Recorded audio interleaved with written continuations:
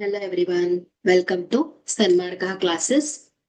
ಪರಿಮಾಣಗಳ ಹೋಲಿಕೆ ಅಧ್ಯಾಯದ 40ನೇ ಪ್ರಶ್ನೆಯನ್ನ ಗಮನಿಸಿ.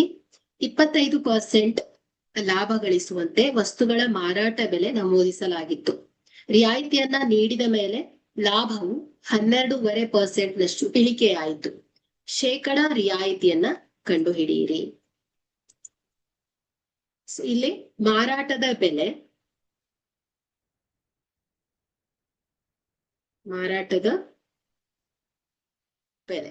ಓಕೆ. ಸೊ ಇದು ಎಕ್ಸ್ ಇದ್ರೆ ಸೊ ಇದನ್ನು 25% ಲಾಭ ಗಳಿಸ್ತಾ ಇದೆ.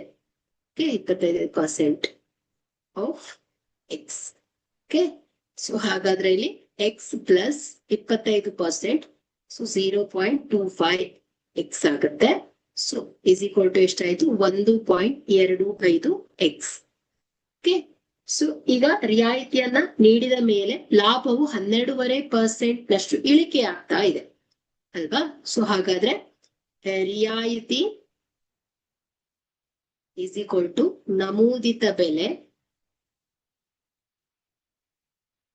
ಮೈನಸ್ ಮಾರಾಟದ ಬೆಲೆ.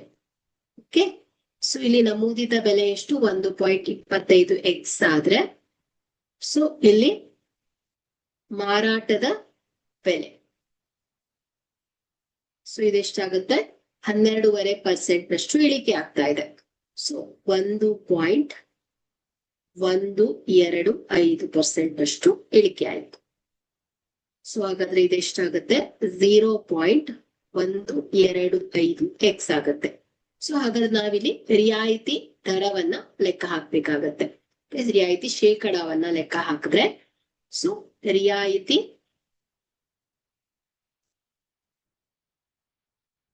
ಶೇಕಡ is equal to 0.125x divided by